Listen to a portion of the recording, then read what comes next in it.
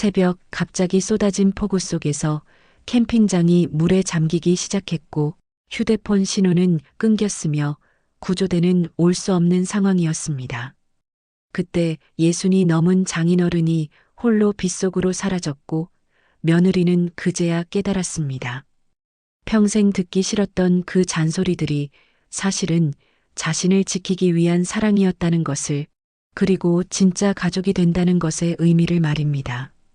이 감동을 놓치고 싶지 않으시다면 구독과 좋아요 꼭 눌러주세요.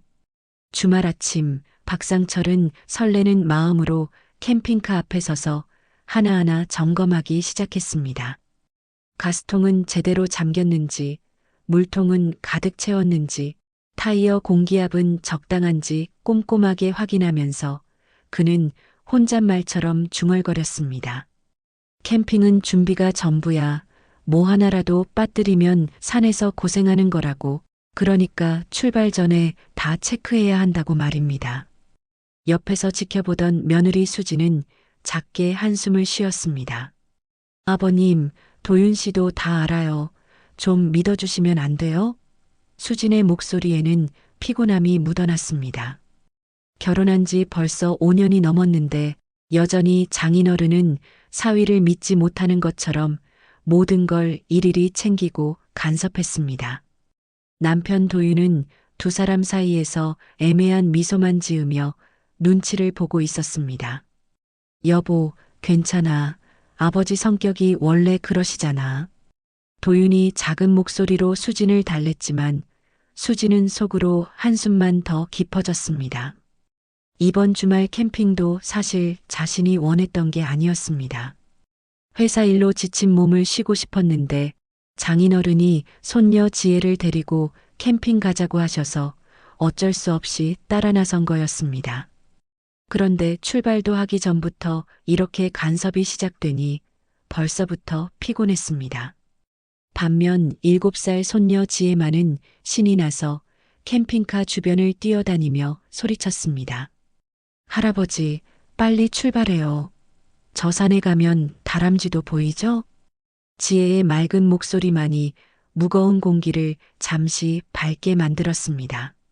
상철은 손녀의 목소리에 얼굴이 환해지며 그래, 우리 지혜 때문에 할아버지가 이 고생을 하는 거지. 빨리 가자고 말하며 캠핑카 시동을 걸었습니다.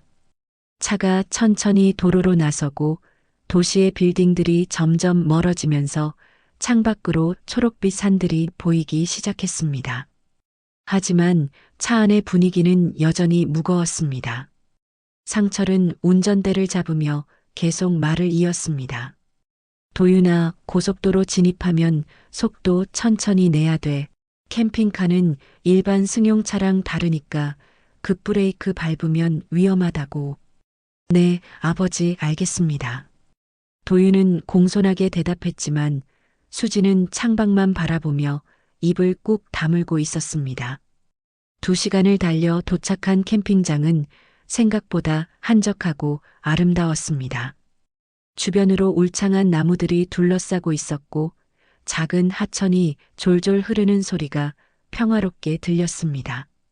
지혜는 차에서 내리자마자 와 소리를 지르며 풀밭으로 뛰어갔습니다. 하지만 평화는 오래가지 않았습니다. 짐을 내리고 텐트를 치려는 순간부터 상철의 간섭이 다시 시작되었습니다. 도윤아, 텐트는 저쪽에 치는 게 맞아.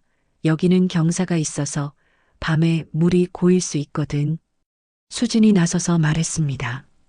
아버님, 여기도 괜찮아 보이는데요. 평평하잖아요.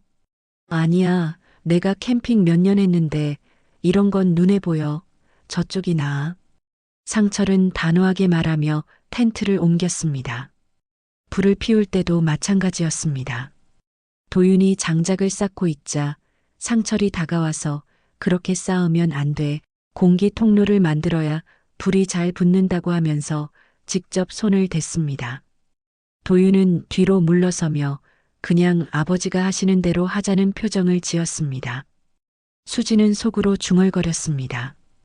이게 쉰다던 캠핑이야? 출장 가는 게 이것보다 덜 피곤하겠네. 오후 내내 캠핑장을 정리하고 저녁 준비를 하는 동안에도 상철의 지시는 계속되었습니다. 고기는 이렇게 구워야 타지 않아.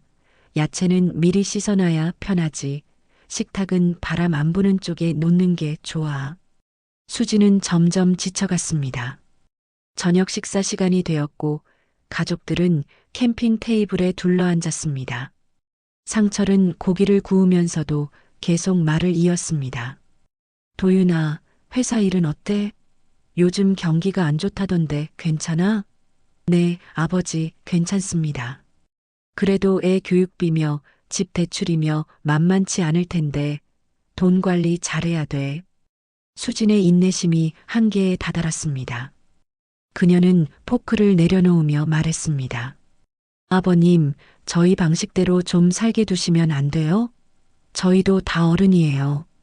상철은 깜짝 놀란 표정으로 수진을 바라보았습니다. 뭐, 내가 뭘 잘못했다고 그래? 난 그냥 걱정돼서 하는 말인데. 걱정은 알겠는데 매번 이렇게 간섭하시면 저희가 숨이 막혀요. 수진의 목소리가 떨렸습니다. 도윤이 급히 나서서 여보, 진정해. 아버지도 우릴 위해서 하시는 말씀이잖아. 하지만 수진은 돌아서서 캠핑카 안으로 들어가 버렸습니다. 상철은 아무 말도 하지 못하고 그대로 앉아 있었습니다.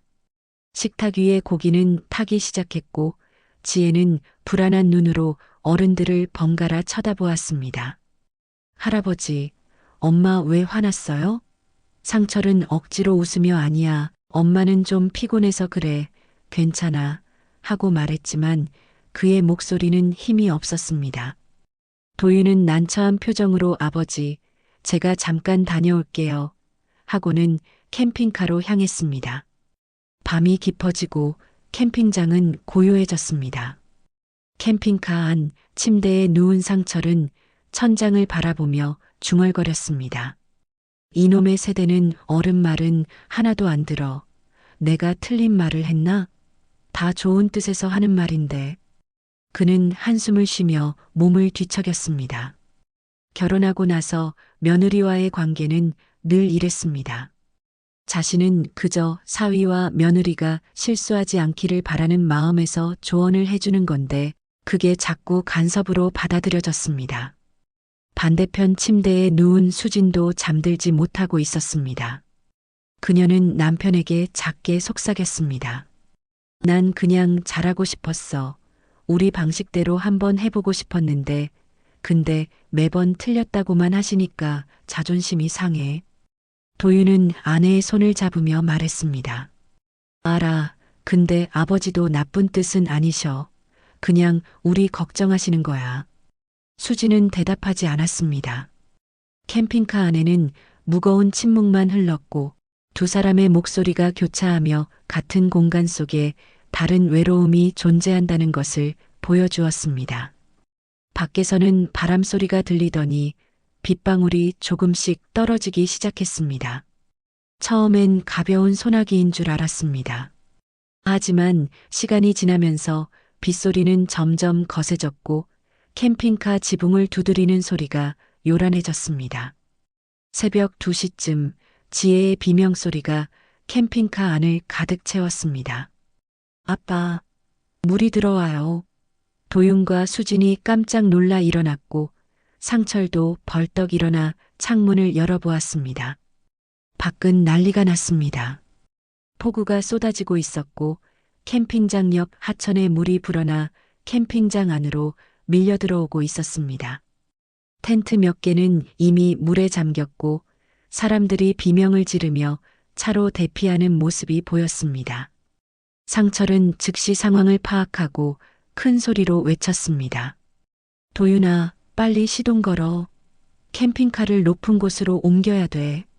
도윤은 황급히 운전석으로 뛰어갔고 상철은 밖으로 나가 주변을 살폈습니다. 비는 점점 더 거세게 쏟아졌고 시야는 거의 보이지 않았습니다. 상철은 손전등을 들고 외쳤습니다. 저기 언덕 쪽으로 올라가. 도윤이 캠핑카를 천천히 움직이기 시작했고 바퀴는 진흙탕에서 미끄러졌습니다. 수지는 떨리는 손으로 지혜를 꽉 안고 있었습니다. 괜찮아, 괜찮을 거야. 하지만 그녀의 목소리도 떨리고 있었습니다. 캠핑카가 간신히 언덕 위로 올라갔고 상철이 다시 차 안으로 들어왔습니다. 그의 옷은 흠뻑 젖어 있었고 얼굴에는 빗물이 흘러내렸습니다. 일단은 안전해. 여기까지 물이 차오르진 않을 거야. 하지만 그의 표정은 어두웠습니다. 도윤은 휴대폰을 꺼내 구조를 요청하려 했지만 신호가 잡히지 않았습니다. 아버지, 전화가 안 돼요. 상철도 자신의 휴대폰을 확인했지만 마찬가지였습니다. 이 산속에서 폭우가 쏟아지면 기지국이 마비되는 거야. 수진이 불안한 목소리로 물었습니다. 그럼 어떻게 해요? 구조대는 언제 와요? 상철은 창밖을 바라보며 말했습니다. 날이 밝으면 올 거야. 일단 여기서 버텨야 해. 하지만 비는 멈출 기미가 보이지 않았습니다. 캠핑카 안은 점점 추워졌고 지혜는 엄마 품에서 떨고 있었습니다. 수지는 담요로 아이를 감싸며 괜찮아. 아빠랑 할아버지가 다 지켜줄 거야 하고 말했지만 그녀 자신도 확신이 없었습니다. 시간이 흐르고 새벽 4시가 되었지만 비는 여전히 거세게 쏟아지고 있었습니다. 상철은 창밖을 계속 주시하며 생각에 잠겼습니다. 그는 캠핑을 오래 다녔기 때문에 알고 있었습니다. 이런 폭우가 계속되면 산사태 위험이 있고 고립된 상태로 며칠씩 갇힐 수도 있다는 것을 말입니다. 도윤이 말했습니다. 아버지, 일단 구조대가 올 때까지 기다리죠. 하지만 상철은 고개를 저었습니다. 시간을 끌면 더 위험해. 물이 더 차오르면 이 언덕도 안전하지 않아. 그는 잠시 고민하다가 단호하게 말했습니다. 내가 도로까지 가볼게. 거기 가면 신호가 잡힐 거야. 수진이 깜짝 놀라 막아섰습니다. 아버님, 이 폭우에 밖에 나가시게요? 너무 위험해요. 상철은 우비를 입으며 말했습니다. 여기 가만히 앉아 있을 순 없어. 누군가는 가야 돼. 도윤이 말했습니다. 제가 갈게요. 아버지는 여기 계세요. 하지만 상철은 고개를 저었습니다. 넌 운전할 줄 알아야 하니까 여기 남아서 만약을 대비해. 나는 이 산을 잘 알거든. 수진이 다시 한번 막으려 했지만 상철은 이미 결심한 듯 보였습니다. 아버지 역할이 이런 거지. 내가 할게. 그는 손전등과 비상용품을 챙겨 들고 캠핑카 문을 열었습니다. 바람과 빗소리가 한꺼번에 차 안으로 밀려 들어왔습니다. 수지는 떨리는 목소리로 외쳤습니다. 아버님, 조심하세요.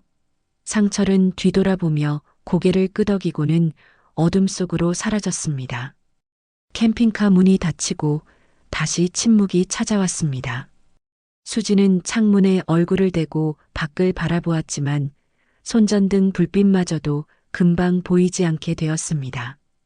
그녀는 무릎을 꿇고 앉으며 두 손으로 얼굴을 감쌌습니다.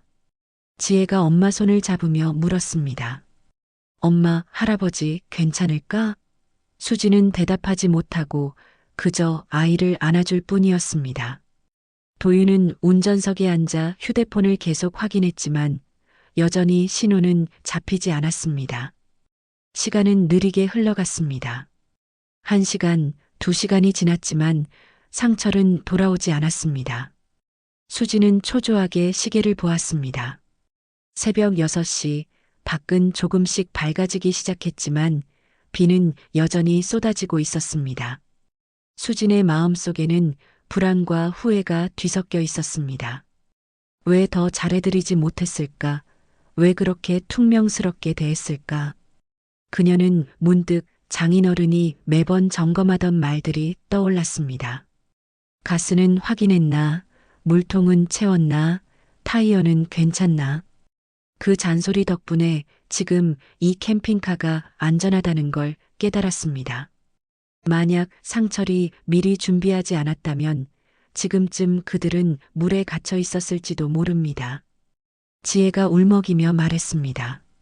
할아버지 안 오면 어떡해? 수지는 아이의 머리를 쓰다듬으며 말했습니다. 괜찮아. 할아버지는 강하신 분이야. 꼭 돌아오실 거야. 하지만 그녀의 목소리에는 확신이 없었습니다. 도윤도 걱정스러운 표정으로 창밖만 바라보고 있었습니다. 그때 희미하게 불빛이 보이기 시작했습니다. 처음엔 착각인 줄 알았지만 점점 가까워지는 손전등 불빛이 분명했습니다. 수진이 소리쳤습니다. 저기 누가 오고 있어요. 도윤이 급히 문을 열고 나갔고 수진도 뒤따라 나갔습니다. 비를 맞으며 천천히 걸어오는 사람이 보였습니다. 상철이었습니다. 그는 지친 걸음으로 다가왔고 손에는 무전기와 구조대용 조명봉을 들고 있었습니다. 수진이 달려가며 외쳤습니다. 아버님, 상철은 힘없이 웃으며 말했습니다. 근처 산장까지 가서 신호 보냈다. 구조대가 곧 올 거야. 조금만 버티면 돼. 그의 손은 얼어붙어 있었고 얼굴은 창백했으며 옷은 진흙투성이었습니다. 수지는 떨리는 목소리로 말했습니다. 아버님, 정말 다녀오셨네요. 혹시 다치신 데는 없으세요? 상철은 고개를 저으며 괜찮아. 이 정도는 아무것도 아니야. 하고 말했지만 그의 다리는 후들거리고 있었습니다. 도윤이 급히 아버지를 부축해 캠핑카 안으로 데려갔고 수지는 담요를 가져와 상철을 감쌌습니다. 상철은 담요에 몸을 감싸며 말했습니다. 괜히 잔소리만 늘어놓은 게 아니야. 다 이유가 있지. 미리 준비하지 않으면 이런 상황에서 당황하거든. 수지는 눈물이 핑 돌았습니다. 그녀는 이제야 깨달았습니다. 그 모든 간섭과 잔소리가 사실은 자신들을 지키기 위한 것이었다는 걸 말입니다. 지혜가 할아버지 무릎에 앉으며 말했습니다. 할아버지, 무섭지 않았어요? 상철은 손녀의 머리를 쓰다듬으며 할아버지는 안 무서워. 우리 지혜랑 엄마 아빠 지켜야 하니까 하고 말했습니다. 1시간쯤 지나자 멀리서 헬리콥터 소리가 들렸습니다. 수진이 창문을 열고 밖을 보니 하늘에서 구조 헬기가 접근하고 있었습니다. 도윤이 밖으로 나가 손을 흔들었고 곧 구조대원들이 내려와 그들을 도왔습니다. 상철은 저체온증 증세가 있어서 들것에 실렸고 나머지 가족들도 안전하게 헬기에 탑승했습니다. 헬기가 천천히 올라가면서 아래를 내려다보니 캠핑장은 완전히 물에 잠겨 있었습니다. 만약 상철이 움직이지 않았다면 그들은 고립되었을 것입니다. 수지는 들것에 누운 상철의 손을 꽉 잡으며 말했습니다. 아버님, 정말 감사합니다. 아버님 아니었으면 우리 큰일 날 뻔했어요. 상철은 희미하게 웃으며 대답했습니다. 괜찮아. 캠핑은 가족이 함께여야 쉰다니까. 혼자는 못 쉬는 거야. 수지는 눈물을 흘리며 고개를 끄덕였습니다. 헬기는 가까운 병원으로 그들을 데려갔고 상철은 곧바로 응급실로 옮겨졌습니다. 다행히 큰 부상은 없었지만 저체온증과 탈진으로 입원이 필요하다는 진단을 받았습니다. 수진과 도윤은 병실 밖에서 기다렸고 지혜는 할아버지 걱정에 울음을 터뜨렸습니다. 며칠이 지나고 상철은 병실 침대에 누워 팔에 깁스를 한 채 천천히 회복하고 있었습니다. 그는 창밖을 바라보며 혼자 중얼거렸습니다. 캠핑 한번 제대로 못 가봤네. 그때 병실 문이 열리고 수진이 도시락을 들고 들어왔습니다. 아버님, 집밥이 그리우실 것 같아서 만들어 왔어요. 상철은 깜짝 놀란 표정으로 수진을 바라보았습니다. 수진은 도시락을 펼치며 말했습니다. 아버님 입맛에 맞을지 모르겠지만 제가 할 수 있는 건 이것밖에 없어서요. 상철은 뭉클한 마음이 들었습니다. 며느리가 자신을 위해 직접 밥을 해왔다는 사실이 믿기지 않았습니다. 수지는 의자를 끌어당겨 앉으며 조심스럽게 말했습니다. 아버님, 그동안 제가 너무 퉁명스럽게 대했죠? 사실 저도 잘하고 싶었는데 자꾸 아버님이 간섭하시는 것 같아서 기분이 상했어요. 근데 이번에 깨달았어요. 아버님은 간섭하신 게 아니라 걱정하신 거였다는 걸요. 그 모든 잔소리가 사실은 저희를 지키기 위한 거였다는 걸 이제야 알았어요. 상철은 눈시울이 붉어지며 아니야, 나도 잘못했어. 너무 오지랖이 넓었나 봐.